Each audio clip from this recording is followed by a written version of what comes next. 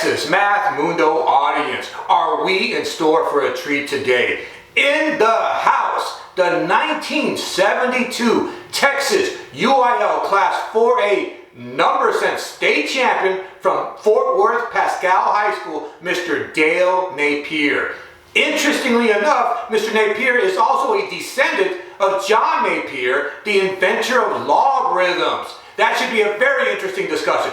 Let me take a quick moment and ask that if you enjoy this content, that you please hit the subscription button and the notification bell, that you leave a comment below, and that you smash that like button. It really helps me out with the YouTube algorithm. Let's spread this joy, let's spread this beauty to as many people as possible. Mr. Dale Napier, 1972 number sense state champion, descendant of John Napier, inventor of logarithms. Right ahead.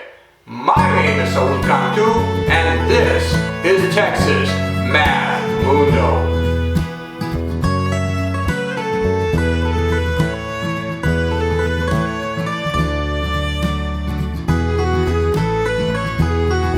Texas Math Mundo audience, are we in store for a treat today? In the house is the 1972 Texas UIL Class 4A, when 4A was the largest division in Texas, number sense state champion from Fort Worth Paschal High School, Mr. Dale Napier.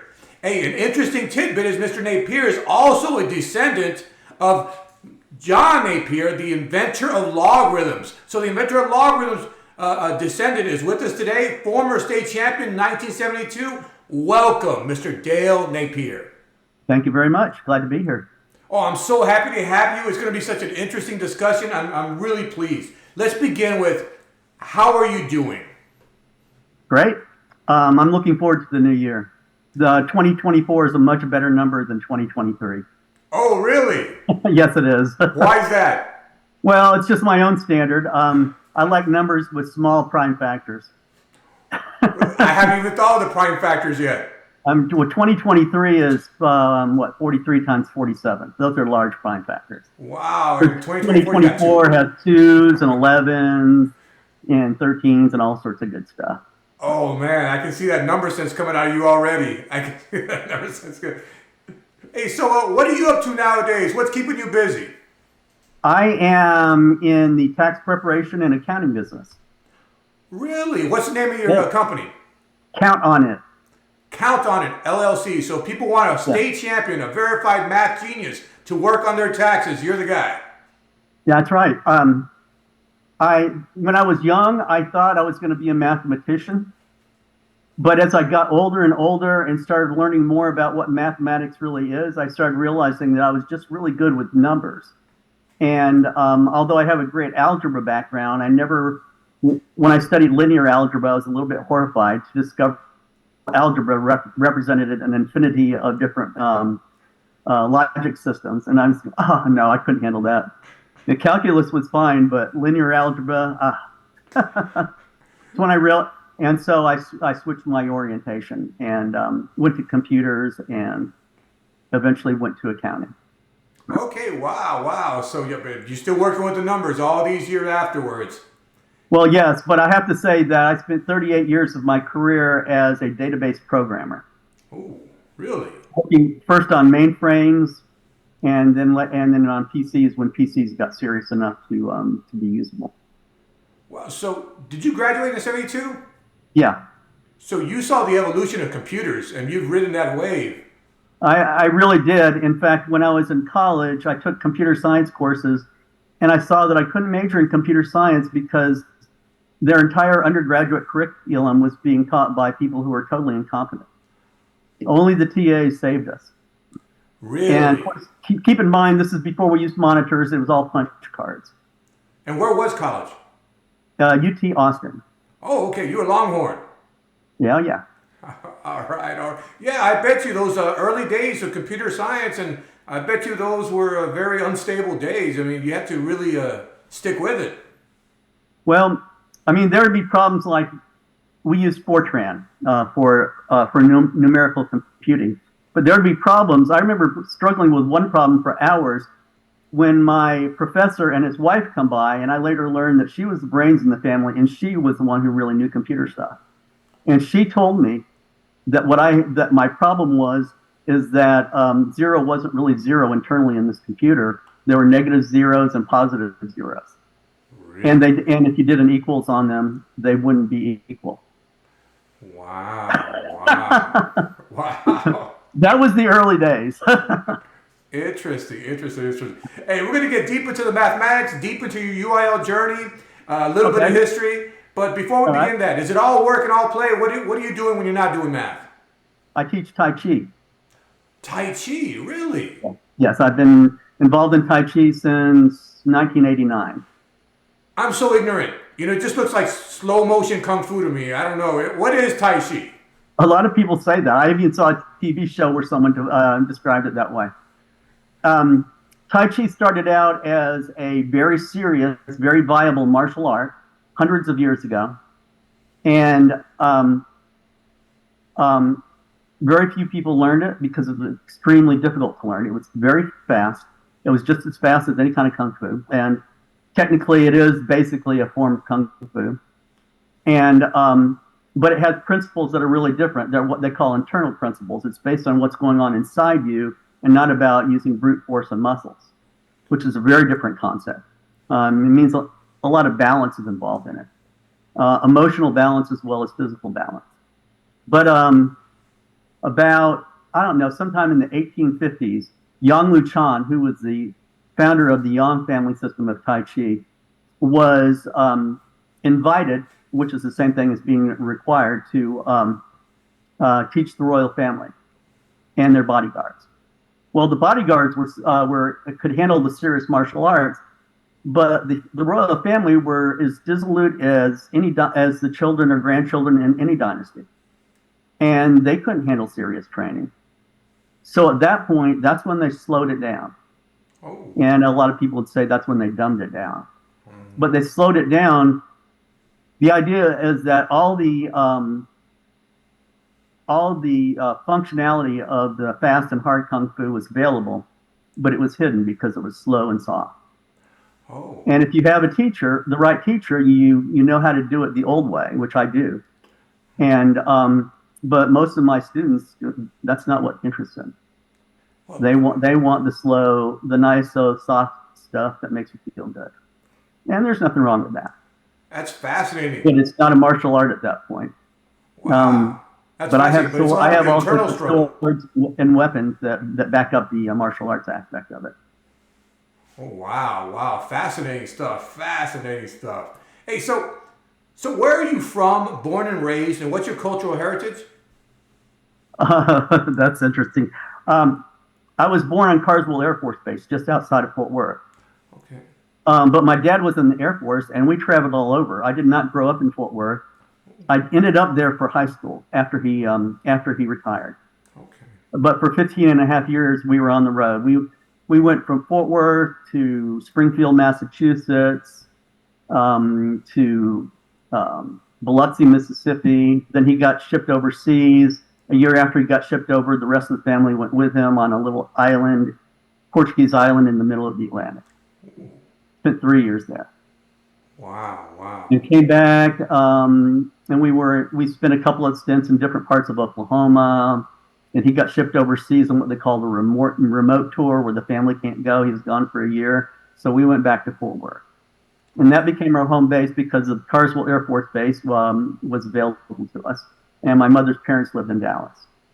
Okay, so is that So what that's you would how we ended consider up home?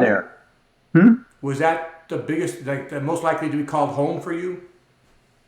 No, we lived in Massachusetts for 7 years. Oh, okay, wow. I was only in Fort Worth after he retired. I was only in Fort Worth for 2.5 years, and then I graduated from high school. Oh, okay, wow. Well, when did you realize that you had a talent for mathematics? Well, I don't know about saying that I had a talent, but I can say that my interest emerged when I was 6. Oh, when you were 6. Yes, and it's kind of a funny story because we traveled a lot. We did a lot of road trips, and I would sit behind, and I started standing up behind my father and watching the odometer. And every time the odometer clicked over, I would call out the mileage. Really? And they got sick of that really quick. And what they did was they got me math workbooks to keep me busy. And I say math, they were all arithmetic problems going through division. Okay. And I would work my way through those, and it kept me quiet. When it started getting serious for me, it was when I was 8, and my dad showed me some tricks on how to do fast multiplications for certain kinds of situations. Okay. And I immediately took what he showed me and started trying to extrapolate it to other types of situations, and learned how to do that. But the one he showed me was the easiest. Okay, okay. So most of us kids were in the back seat with coloring books, but you were there with math workbooks. That's right. Awesome, awesome, awesome. So what was your introduction to competitive mathematics? Well, when I was a senior, here's the thing. I was in band in high school, and to me, UIL meant band competitions. Oh. We also did some individual competitions. I did a trio. I led a trio. I played clarinet. Okay. And that was my entire knowledge of UIL. I didn't know it was anything other than music. Oh. And at some point, I found out when I was a senior, probably from my math teacher, but I don't remember. And so I didn't know about it. I didn't know. I would have done it when I was a sophomore if I'd known about it. I would have done it for all 3 years. But I just didn't. And so I went to regional and I went to state. I won regional. And that was held at Western Hills High School. I know the math teacher there still remembers it, if he's not retired. And went to state. And state was in Austin. Now, I didn't have any coaches. I didn't have any team members. It was just me. Really? But they assigned my math teacher to escort me and to take care of the details like, hotel and flight and food and everything. So you were working solo. You were just a solo guy, really? Well, I had been doing math in my head ever since I was a kid. I don't know when I really got serious, but I do remember that by 8th grade, I was notorious around my junior high school. And people used to come up to me and give me problems. Wow. And they were always easy. And they would always, remember, this is before we had calculators. Yeah. And they would always be amazed, but they were really easy problems until one day some guy said to me, 12 to the 12th power.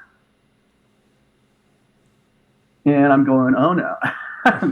And this is one of these situations that a lot of my friends witnessed later. Sometimes I'd be given a tough problem, I'd walk away, but then I'd come back and give them the answer. Oh, okay. And that's kind of what happened here, but my answer was an estimate. I didn't do the calculation. I used some relationships that I had noticed over the years. And that is, okay, so 12 to the 12th power. So take 12 to the 3rd power. It's 1728. I knew that. And then I realized that 1728 comes very close to being the square root of 3 million, which is 1732.1. And I only knew that because I knew the square root of 3 as being 1.7321. So it was easy to see that 12 to the 3rd power was very close to being 3 million. And is that right? No. 12 to the 6th power came very close to, came very close to being 3 million, which meant that 12 to the 12th power was very close to being 9 trillion. Wow. And so I told him just a little less than 9 trillion. Later I calculated and it's 8.91. Wow, wow, wow. That's interesting stuff, man. Interesting stuff. See, and all this before the days of calculator. It's right, that's right. All this before the trick of this is basically you work with the numbers a lot. It's a lot of practice and you start seeing the relationships. So I want to ask, UIL 1972 and Fort Worth Paschal High School. Yeah. What was it like in 1972? You mean at Paschal? Yeah, at Paschal. What was Fort Worth Paschal High School like? What do you remember from those years? Well, I was in band. And one of our alumni was Alan Bean, who was one of the first people to walk on the moon. I think he was on Apollo 12. Wow. And he was the uncle of a girl I dated there, in fact. And when they came back, Fort Worth held a big parade in their honor, and the Paschal band was at the front of the parade. So that was very memorable. That was a memorable time. What was the mascot? Our high school yearbook that year had a picture of an outline of a purple panther on the moon. Really? Only the moon was a real picture, and the purple panther, of course, was art. Wow. So there's that part of it. Yeah. We went back for our 50-year reunion last year, and we visited the school, visited with the principal, and learned about how it changed. And the main thing is they got air conditioning. We did not have air conditioning in 1972. And Texas is hot. Yeah, well, not as hot as it is today, but hot enough, and we had the windows open a lot. Was there a fan? There were fans. Wow, still. Yeah. And today's generations, forget it. If there's no air conditioning, we got to go home. You know what I'm saying? We're pansies compared to back in the day. Well, a lot of us had grown up without air conditioning, at least for a good part of our lives, if not our whole lives. Yeah, we're definitely spoiled today, man. We're definitely spoiled today, you know, coming from... That's funny. That's interesting. Interesting, though, how the world was. You know, it was not uncommon for there to be no air conditioning. So. That's right. My mother used to say that in her day, they just didn't notice because no one had air conditioning. So they never knew the difference. Exactly. But then you get spoiled. Yeah. So it was just you working solo. Do you remember when they asked, did you yourself ask to go represent your school in number sense, or did some adult come to you and say, did you want to represent us? I don't remember exactly, but I'm guessing it was my math teacher who told me about it, and she signed me up. Okay. And so what were your study habits, or of any? Like, how did you become a state champion? Were there any structure to your study habits, or you just were good at numbers? My study habits were I would do the reading and I would do the homework, and I didn't study any more than that. Oh. I never had to. I was an A student. Wow. When it came to math, I would put in overtime out of my own interest.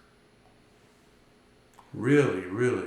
And that's... I remember, and some of it's really paid off. My senior math teacher, who's no longer with us, showed a technique for deriving square roots using a technique that's very similar to long division. Okay. And I spent months trying to find a way to use the same technique to find cube roots. Really? Yes, I never got anywhere.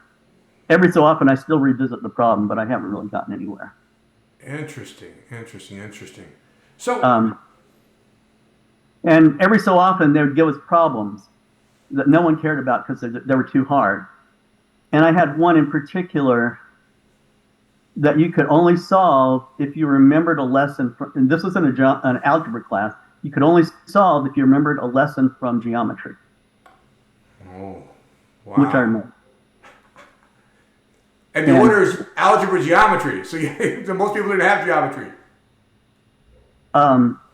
Yeah, but which is unfortunate because geometry was the first math. It was invented long before we had algebraic notation. Okay. And back in those days, geometry was very much proof-based? It always has been. Well, it's kind of gone by the wayside in modern times, believe it or not. Oh, has it? Oh. Unfortunately, probably. I don't know about that. I don't know what the implications of that are. So, slide rule. Did you also represent the school in slide rule? Yes. I got first place out of the regional competition in both, but I only got third place at state on slide rule. And I wasn't as fanatic about slide rule because I could do the computations myself with greater accuracy than slide rule could. Oh, I got you. Slide rule is good for reasonable approximations, but you can't go past, it's really hard to go past 3 significant figures. My students don't even know what a slide rule is nowadays. Why would I? Right. But interestingly, did you know at that time that you were a descendant of the inventor of the logarithms and slide rule? I would have been insufferable if I had known that. It's a good thing I didn't know. But it was always brought up in all my math classes. But I never knew. Because of your last name. Yeah. But the name has been spelled a half a dozen or more different ways over the centuries. In John Napier's time, it was spelled Jonniper. Okay. But today, we anglicize it to John Napier. And that kind of thing happened a lot because what our English teachers never really taught us is that spelling and pronunciations of English words were never really standardized until the 18th century. That was the significance of Samuel Johnson's dictionary, was the idea of standardizing how words are spelled. And at that point, they started spelling names in a standardized fashion. So all the different versions of how Napier had been spelled over the years ended up becoming Napier. Wow. But even so, in the census, when I was doing my genealogy studies, in the census, it threw me because it would be spelled a lot of different ways. And I didn't know if that was us or not until I got some information from a fifth cousin who still lives back in South Carolina, and he was able to fill me in on it. Really? And that was a breakthrough for me, and that's when I was able to find the connection to John Napier of the Battle of, who was the Baron of Merchiston, the ninth Baron of Merchiston. And there are two lines of Napiers in America: the Kilmahews and the Merchistons. I shouldn't say in America, everywhere. They're the two lines, and the more common one are the Kilmahews. But I found my connection to the Merchistons, and once I did that, it wasn't hard to find the rest of the way. I just find it so utterly fascinating. What a fascination that you were actually a descendant of the inventor of logarithms, John Napier, and you're the Texas state champion number since 1972, man. The slide rule thing makes this more interesting, actually. All in all, because when Lord Napier was conceiving logarithms, he was searching for a way to turn multiplication problems into addition problems. That was the whole idea. And so he had a slide rule in mind from the very beginning, because on a slide rule, you can do addition, but you can't do multiplication. And so they could turn multiplication problems into something you do on this little ruler. But he originally created it on a much larger scale. On a beach outside the town of Rhythms, he got logs. And the slides that we have on slide rules were logs. Hence, the logs of Rhythms. Really? Yes. Wow. So the actual logs on the B side. Yeah, he was using. I don't know how far he took that seriously, because the real work was all heavy mathematics. He spent decades creating log tables. Wow. Because the calculations are complex. Wow. That's so fascinating to me. Wow, so fascinating. And then you actually, through your genealogical search, actually made the connection. It took more than 30 years to be sure. I always wanted it to be there, but for a long time I didn't see how it could be true. And then I found the secret connection. Wow. I discovered the Napiers who moved to America that I'm descended from, and they were in Merchiston. Wow. And they came right around 1640. What an interesting tidbit, man. That's so fascinating to me. Interesting. So, back to UIL. What was the most memorable moment in UIL for you? Was it the state meet? The most memorable moment was the night before the meet. There was a premiere of Slaughterhouse-Five, the movie made out of the book by Kurt Vonnegut, which had only been out a couple of years at that point. And that, to me, that was more exciting than anything. So it was non-eventful, the actual tournament? Hmm? The actual tournament was pretty much non-eventful? I cannot remember any of the details other than winning. I remember meeting the winners from 3A also, who were pretty good. Were they from Andrews? Pardon? Was that from Andrews High School? I don't remember. It wasn't from Fort Worth. Oh, okay. Interesting. Has anyone ever described the test to you? Yeah, I'm familiar with the number sense test. It's Okay. today's world is 80 questions, 10 minutes. I think there's been some alterations throughout the year, slight alterations, even in scoring. The Um, scoring may have been different, but that's the way it was. exactly. Well, like now, every 10th question is an approximation. I don't know if that was the case back in those days. You did not have to get the exact answer. You could just get within 5% of the correct answer. That's every That's 10th interesting. question. That's new. See, there's a few. It's but very much similar. Very much similar. You know what I'm saying? All mental mathematics. Yeah, Very no paper fascinating. pencil. Yeah. I coach number sense a bit, so I'm very familiar with a lot of the shortcuts and stuff like Okay. this. And the kids love it because it's 10 minutes. It's such a joyful and wonderful thing. It does increase your ability to juggle numbers in your brain, and the kids really enjoy it. Well, that's great to have a class for it to actually teach it. There's so many great tricks out there. Oh, it's after school. We teach it after school. There's no class, but it's a joyful experience. Sure. So, how does it feel to be state champion? So you said there was just an announcement the next day? That was it. Yeah. I still have the medals. I keep them in a box. Every so often, I shine them up, get rid of the tarnish. So you still have the medal. That should be prominently displayed. It's such a talking piece. I never really thought about it until I started thinking about it today. The director of Number Sense today, the current director who's been at it over 20 years, the guy who's the head of it all, Mr. Larry White, he did a chronology, which is close to a history of Number Sense. And so that's where I saw your name, by the way. That's where I encountered your name, and that's how I searched you up. But he has a list of the champions all the way to the 1940s or before, I believe. And that's all available on the UIL website, on the Number Sense website, if you want to see your name in the chronology. Well, one interesting thing that was going on in my senior year is that they offered a couple of extracurricular math courses after school. And one was number theory and one was statistics. And all my math friends took statistics and I took number theory. Now, number theory was interesting, but that's when I started wondering about how interested I really was in math. I should have gone to statistics because I ended up writing a book in statistics, and statistics has been a thing for me for a long time. Wow. But I didn't know that at the time. I didn't really know what statistics was. So, where did you go to college and what degree did you earn? Oh, it's a much less straightforward story than most of them. I went to UT Austin,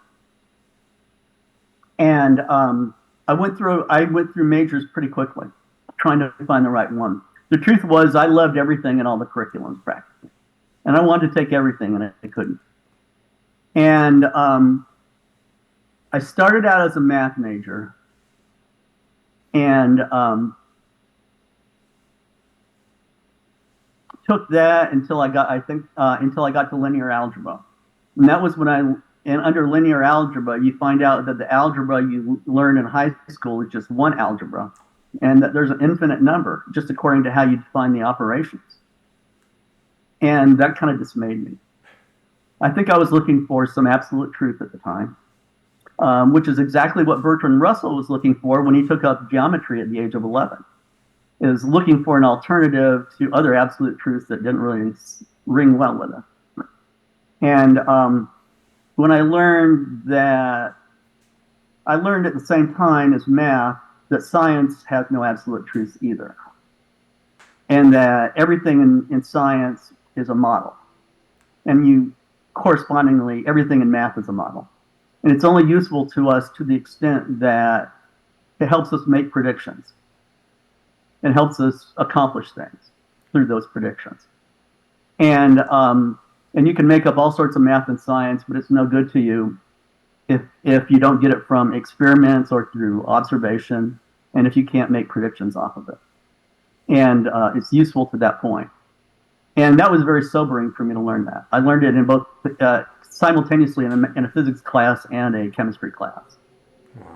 And that's when I backed off from being a math or a physics major. And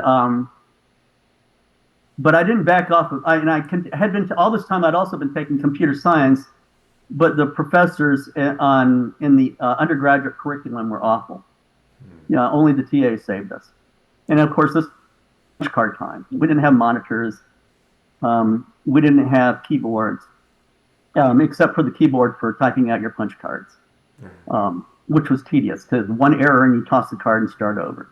There's no backspaces. And I never lost any interest in any of these subjects. I just lost interest in the way it was, or in what was being taught or how it was being taught. And computers is what ended up sticking with me for the most part. I was pretty involved in politics at the time. I'm not going to go into what they were, other than the fact that the School of Communication at UT had a new building, had a completely new department. And one of my friends comes up to me, my political friend says, everybody's signing up for journalism. And because it was the days of Woodward and Bernstein. And so we were seriously inspired by their work. But me, like a lot of other people, never really intended to be a journalist. What really drew me in was I hated the foreign language requirement in the math department. They insisted that you either take German or Russian. And I didn't have any affinity for either culture, and I didn't like the languages. And I tried both. And in journalism, you could substitute math and computer science for the foreign language requirement. So I did that, and in the end, I had more hours in math and computer science than I did in journalism. But I got a journalism degree. And I never became a reporter, although over the years I have done some reporting sporadically. I've been a writer continuously, and because I learned how to write in J school. Just to provide some context, Woodward and Bernstein, that was that Watergate, right? And this is Vietnam era time too. So there's a lot of controversy, a lot of questioning our government. There's a lot of happening in those days. Right, that was 74 basically. Okay. 73, 74. Just to provide some context here. Yeah. Well, that's good. That's useful. Watergate happened in 72, and the news started getting out through the Washington Post through Carl Bernstein and Bob Woodward working together, and they exposed it all. It was a situation where their editor required them to have 4 sources for every single fact that they recited. Wow. And which was kind of unheard of, and they pulled it off. And they wrote a couple of best-selling books as well, of course, and they made a movie out of it, All the President's Men. Yeah, and I think this was going on in 73 and 74. Nixon resigned in August of 74. So that was kind of the inspiration. Okay. And it was before advocacy journalism was around. We had old-time professors who had worked for the majors like Dallas Morning News, and they had very specific ideas about being unbiased. You just report the news. You don't comment on it. Wow, different from today's world. You get the news. Yeah. You get the news you want just by going to the source you want. Well, that's right. It wasn't so easy back then. We got all of our national news off of teletypes. Yeah. We'd go pull the sheets and use that and retype them into the paper if we were going to use it. And those were the days where you read the morning newspaper on the breakfast table. Today, you go on the internet and get any kind of news you want. And sometimes there'd be an evening edition as well. Yes, interesting stuff, man. Wow, so that's all that happened. But the question is how did I use all this math stuff and everything? Where did that go? Because of my interest in politics, I attended the LBJ School of Public Affairs to do my graduate work. And did that, and by the end, I was completely disillusioned with government. The things that they taught us as commonplace, I wasn't. Let me just say that I have a lot of classmates, and I can only think of 1 or 2 who ever got involved in politics after they graduated. Wow. And they were training us to be department heads, cabinet subsecretaries, things like that, and we just weren't interested after the things we learned. And so I went looking for a job, and I applied for 2 jobs. One was an editor position with UT Press, and the other one was a computer programming position with the data processing division at UT. And the only one that answered was the programming one. And they trained me for 4 or 5 months in the languages that they use. And then I went off to work. And I was there for 2.5 years. We were using some advanced database technology that hardly anyone was using, but all the oil companies in Houston were adapting, and I got hired away by Houston Oil Company. I mean, that's when I moved to Houston in '81. Oh, okay. And that was still mainframe programming. PCs were starting to come out, and I was starting to get interested in them. But I didn't get my own first PC until '82. I got an Apple II Plus. The large floppy disk? Yeah, 140K. I remember when I got a 1 megabyte hard disk drive. It cost a lot of money, but it was very exciting because it meant that I could get it in programs on the same disk. Because back then, you'd use one disk would be for the program, to load the program, and one disk would be for the data. Yes. Wow. And by '85, though, things started getting serious enough. The IBM PC had come out. Apple was keeping up. And I left the position, a couple of positions I was in, and became a freelance programmer. And it was always database programming. It was always creating applications based on that were data driven. And one of the interesting gigs was at Exxon Exploration. They were doing horizontal drilling, which today we call fracking. But they didn't have that term back then. It was very new technology. And they were having trouble keeping track of where the pipes were going because it was a three-dimensional topography. And I was brought in to convert a program that had been written to track it all using 3D trigonometry, which was fascinating because, of course, I'd only been trained in 2D, just like everybody else. And but I had to convert all of it to a more up-to-date language, a language that they could take to China without China stealing the programming. And I was able to do that for them. I picked the language for them that did that, and they told me they'd saved hundreds of thousands of dollars in legal fees. Because at the time, it was Reagan was president, and they had new rules about not allowing technology transfer. Wow, fascinating stuff, man. A lot of math. Well, yeah, that was the first time I did really serious math on the job, but it wasn't the last. Wow. In 2001, the year that Enron was collapsed, I was brought in by a Big Four consulting firm to audit one of their trading floors. And it was coal. I learned a lot about coal. And it was coal trading floor, and the guy the head trader was keeping track of all the books that the trades were going on with. And that was a conflict of interest. Because someone who's not benefiting from the trade should not be keeping the books. And that's why I was brought in. They had suspicions. And I had to penetrate. We were using Excel spreadsheets with 1/3 cells, and they're all using middleware to talk to each other in real time. And we were communicating with Oracle databases. And there were about 5 levels of software that I had to penetrate. And when it was all over, I discovered that their so-called $50 million profit was actually $75 million loss annually. And they fired the head trader the next day. Wow. And 2001? This was probably around in June of '01. The collapse was already taking place. People were already starting. I was at all the famous employee meetings that if you've ever seen any video of them, there were some classic things happen, and I was right there when it happened. Wow. And they were in bankruptcy by December. Wow. Interesting. But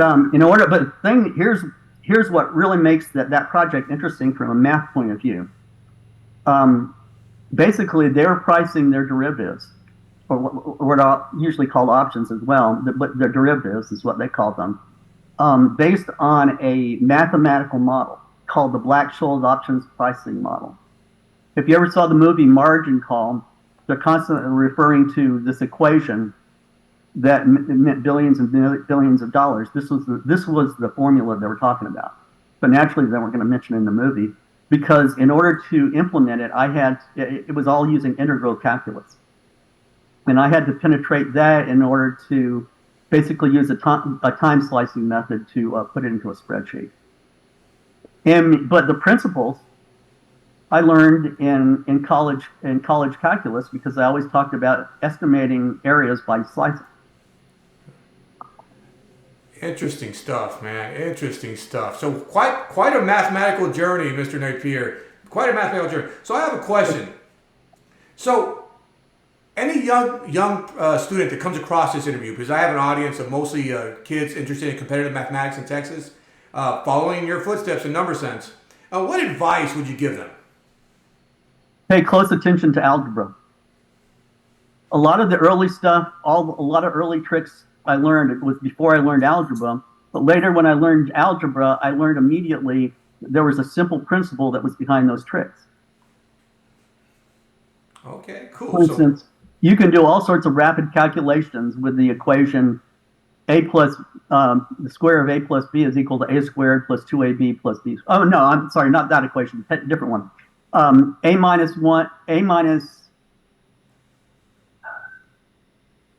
b times a plus b is equal to a squared minus b squared. And with that, if you know squares, you can do all sorts of calculations really easily. Awesome. Good stuff. So, Mr. Napier, 1972 UIL number sense state champion. What does the future have in store for you? Well, I have two projects. One is I'm trying to get a patent on an equation that I came up with a while back. I've always thought it was a cool equation. I can't really get into what it does. I will simply say that I used to see articles in Byte magazine and other computer journals would try to come up with ways to approach what I did with long, convoluted algorithms using arrays and all sorts of stuff. And I reduced the entire problem to a single equation, a very simple equation. And I've watched over the years, and I've discovered that large corporations that I've worked with that did a lot of financial calculations had a problem because they couldn't do what my equation could do, and no one else had the problem. You can't solve it in Excel. I mean, you can put my equation into Excel, but Excel doesn't have a function that allows you to do it.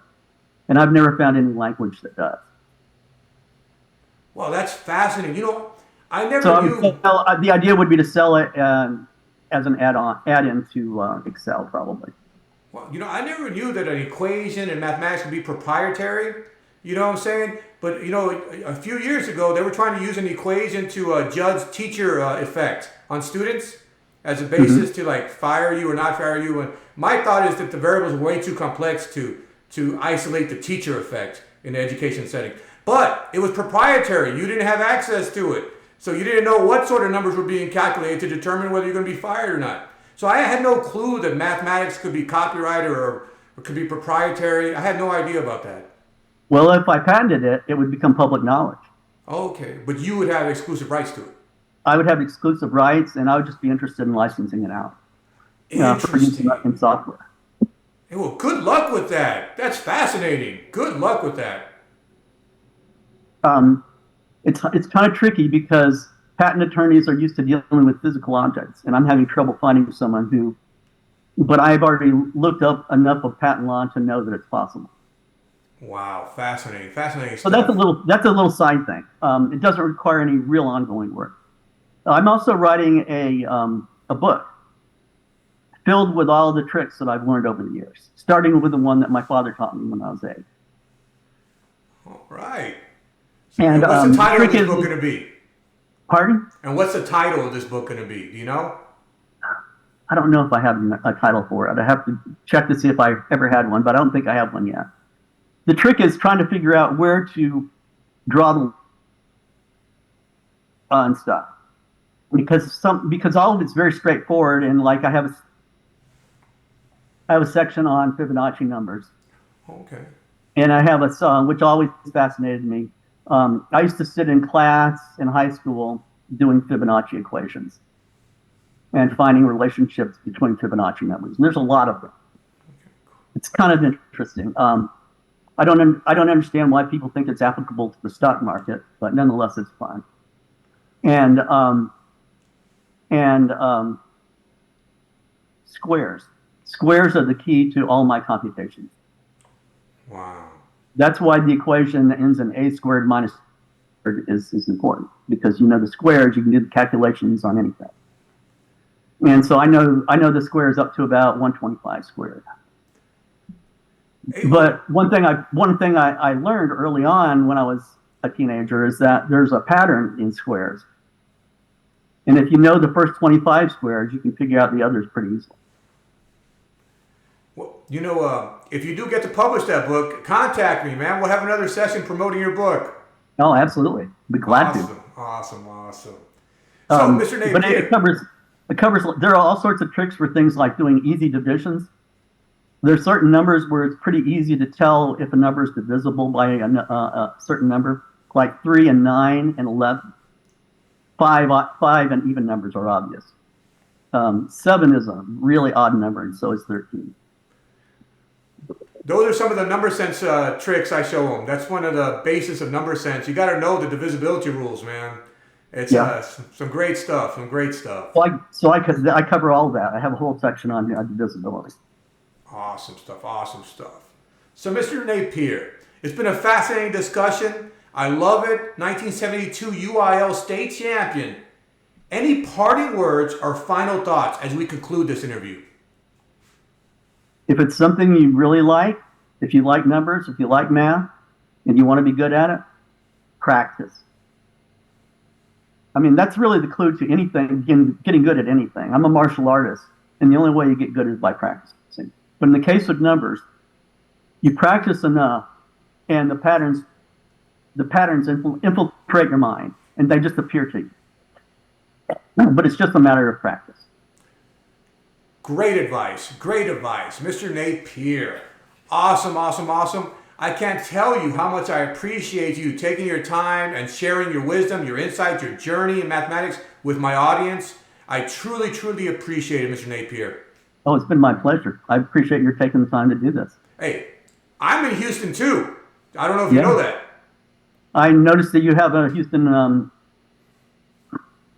a Houston what? Area code. Yes, exactly. Hey, so our paths are not far off. Hopefully our paths will cross a few times. I really appreciate it. If you ever want to come revisit the UIL number sense days, I can let you know where it's going to happen. But I do appreciate you, Mr. Napier. I wish you the very, very best, and I hope we stay in touch. Thanks. We will, and I will continue to follow your exploits on YouTube and Facebook. Thank you very much. Take care and farewell, Mr. Napier. Farewell. Bye. Thank you. My pleasure. Wow, what an incredible discussion with Mr. Dale Napier, the 1972 Texas UIL number sense state champion from Fort Worth Paschal High School and descendant of the inventor of logarithms, John Napier. Thank you very much, Mr. Dale Napier. I really appreciate it. Thanks for the insight and the wisdom and the perspective. Let me take a quick moment and ask that if you enjoy this content, that you please hit the subscription button and the notification bell, that you leave a comment below, and that you smash that like button. It really helps me out with the YouTube algorithm. Let's spread this joy, let's spread this beauty to as many people as possible. I got plenty of wonderful things in store for this channel, and I truly appreciate your support. My name is Saul Cantu, and this is Texas Math.